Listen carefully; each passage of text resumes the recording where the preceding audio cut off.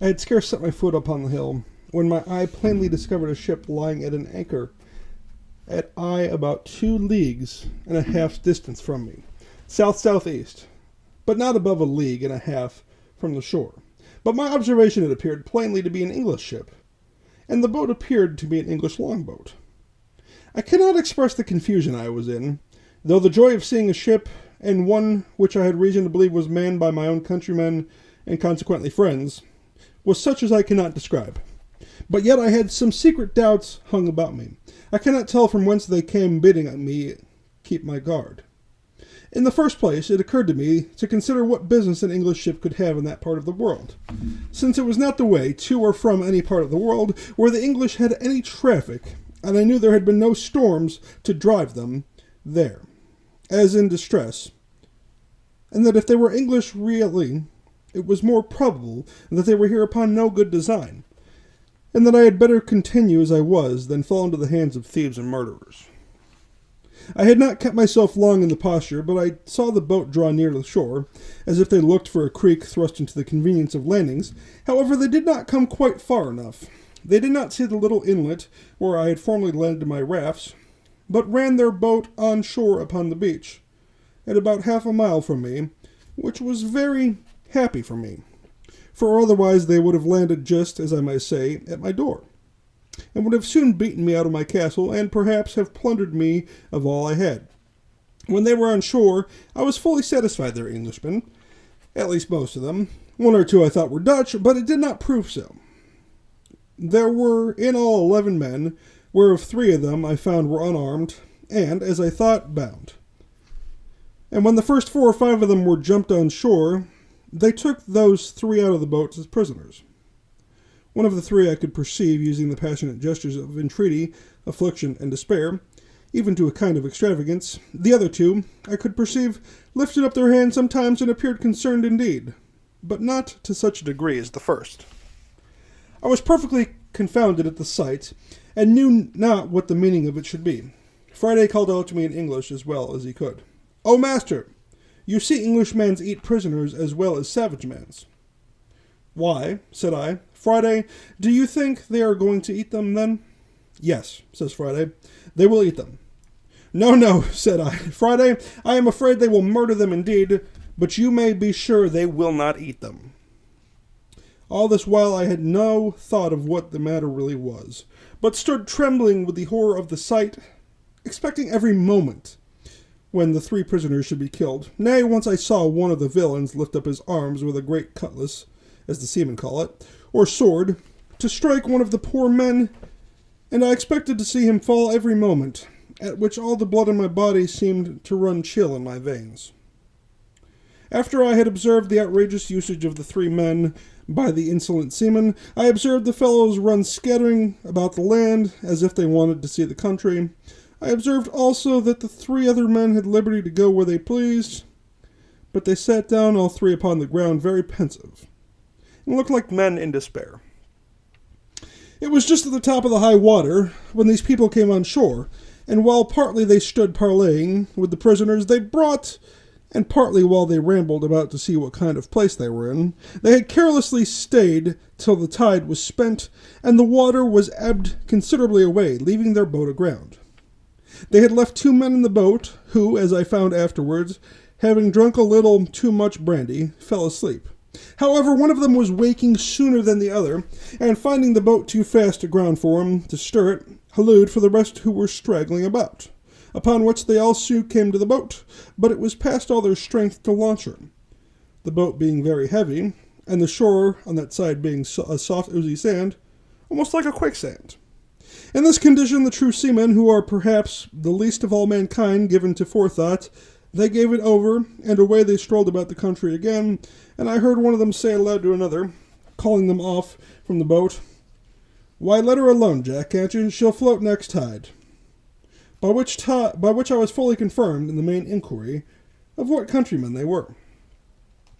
All this while, I kept myself close, and not once daring to stir out of my castle any further than to my place of observation near the top of the hill, and very glad I was to think how well it was fortified. I knew it was no less than 10 hours before the boat could be on float again, and by that time it would be dark, and I might be more at liberty to see their motions, and to hear their discourse, if they had any.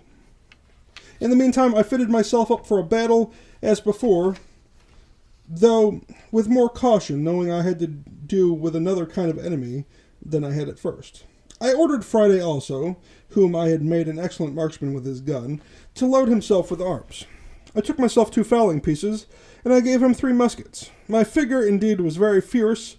I had my formidable goatskin coat on, with the great cap I mentioned, a naked sword, 2 pistols in my belt, and a gun upon each shoulder. It was my design, as I said above, not to have made any attempt till it was dark. But about 2 o'clock, being the heat of the day, I found that in short they were all gone straggling into the woods, and, as I thought, were all laid down to sleep. The 3 poor distressed men, too anxious for their condition to get any sleep, were, however, set down under the shelter of a great tree at about 1/4 mile from me, and, as I thought, out of sight any of the rest. Upon this I resolved to discover myself to them and learn something of their condition. Immediately I marched in the figure above my man Friday at a good distance behind me, as formidable for his arms as I, but not making quite so staring a spectre-like figure as I did.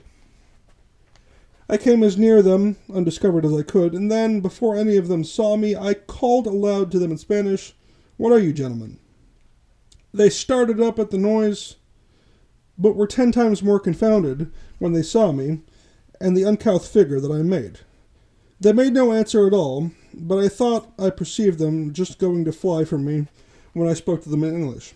"Gentlemen," said I, "do not be surprised at me. Perhaps you may have a friend near you when you did not expect it."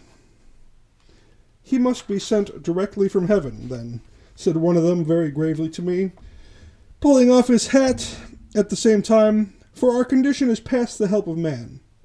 "All help is from heaven, sir," said I, "but can you put a stranger in the way how to help you? For you seem to me to be in great distress. I saw you when you landed, and when you seemed to make application to the brutes that came with you. I saw one of them lift up his sword to kill you. The poor man, with tears running down his face, trembling, looking like one astonished, returned, 'Am I talking to God or a man?' 'Is it a real man or an angel?' 'Be in no fear about that, sir,' said I. 'If God had sent an angel to relieve you, he would have come better clothed and better armed after another manner than you see me in. Pray, lay aside your fears. I am a man, an Englishman, and disposed to assist you.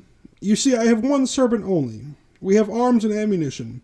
Tell us freely, can we serve you? What is your case?'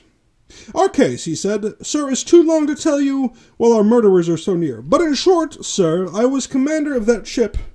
My men having mutinied against me, they have been hardly prevailed on not to murder me, and at last have set me on shore in this desolate place, with these 2 men with me, one my mate, the other a passenger, where we expected to perish, believing this place to be uninhabited, and know not yet what to think of it.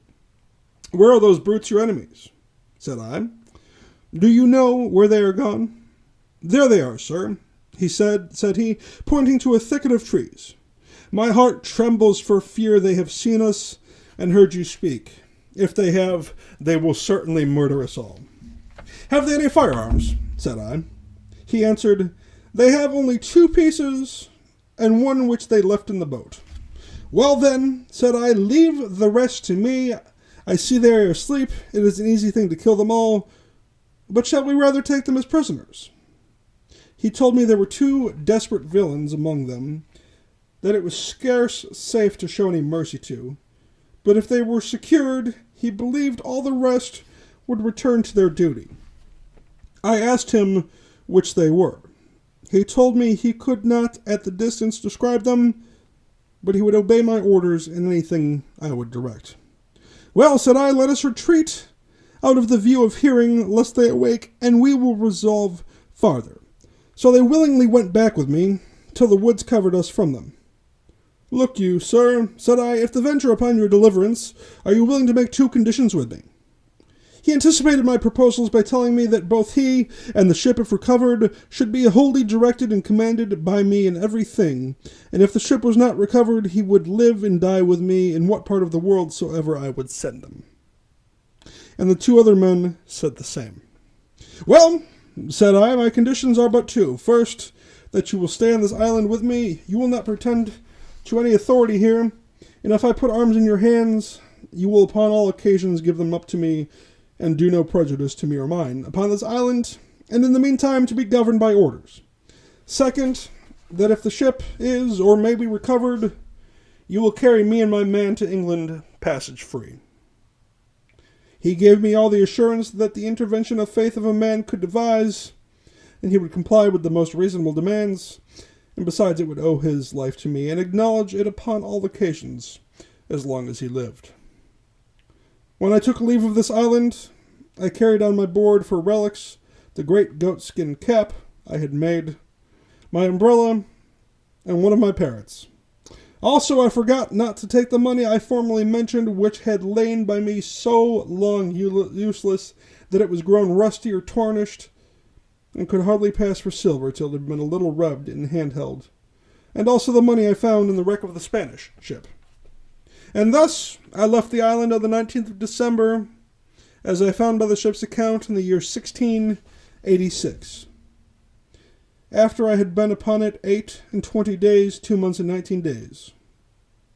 In this vessel, after a long voyage, I arrived in England the 11th of June in the year of 1687, having been 35 years absent.